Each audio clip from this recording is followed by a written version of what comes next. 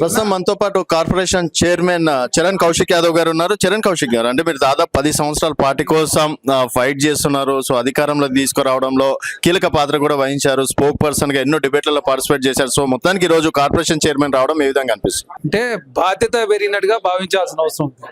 ఎందుకంటే కాంగ్రెస్ పార్టీ నమ్ముకున్న వాళ్ళకు ఎప్పుడైనా న్యాయం జరుగుతుంది. ఎందుకంటే మేము 2005లో ఎన్ఎస్ఏ నుంచి ప్రస్థానం ప్రారంభం అయితే సమైక్య రాష్ట్రం తెలంగాణ రాష్ట్రం తీర్మానం అయిన తర్వాత సిడబ్ల్యూసి తీర్మానం తర్వాత ఆంధ్రప్రదేశ్ కాంగ్రెస్ కమిటీ జాయింట్ సెక్రటరీగా పనిచేశాం. తెలంగాణ వచ్చిన తర్వాత స్పోక్స్ పర్సన్గా రేవంత్ అన్న పీసీ ప్రెసిడెంట్ ఉన్నప్పుడు మేము కాంగ్రెస్ పార్టీ జనరల్ సెక్రటరీగా తర్వాత స్పోక్స్ పర్సన్గా కంటిన్యూ అయినాం.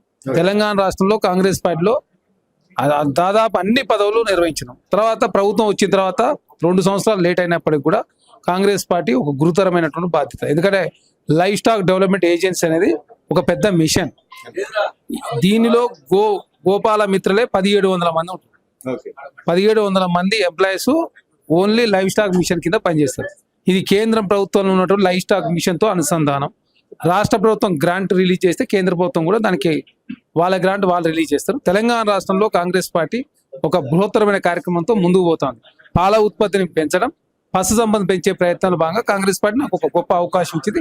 ఖచ్చితంగా తెలంగాణ రాష్ట్రం దేశంలో అగ్రగామిగా పాల ఉత్పత్తి కావచ్చు, పాడి పరిశ్రమ కావచ్చు, పశు పోషణలో తెలంగాణ అగ్రగామి ఉండే ప్రయత్నంలో కాంగ్రెస్ పార్టీ నాకు అప్పయిన బాధ్యతను ఖచ్చితంగా గురుతరమైన బాధ్యతగా భావించి 100% దేశంలో తెలంగాణ టాప్ వచ్చే విధంగా పనిచేసే ప్రయత్నంలో నేను నిమగ్నమై ఉంటాననే విశ్వాసంలో ఉన్నాను.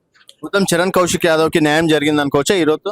కాంగ్రెస్ పార్టీలో ఎప్పుడు న్యాయమే జరుగుతుంది. కాంగ్రెస్ పార్టీలో ప్రభుత్వ పదవులు అనేది 2 సంవత్సరాలు ఉంటాయి, కానీ కాంగ్రెస్ పార్టీ పదవులు శాశ్వతంగా ఉంటాయి. ఎందుకంటే మేము అధికారం ఉన్నప్పుడు లేనప్పుడు ఉన్నాం. అధికారం అనేది ఇప్పుడు మాది 2 సంవత్సరాల పీరియడ్.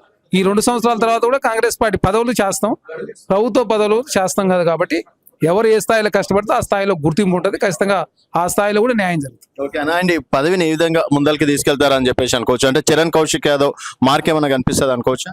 చరణ్ కౌశిక్ యాదవ్ కాదు, కాంగ్రెస్ పార్టీ సమిష్టి నాయకత్వంలో ముందుకు పోతా ఉంది.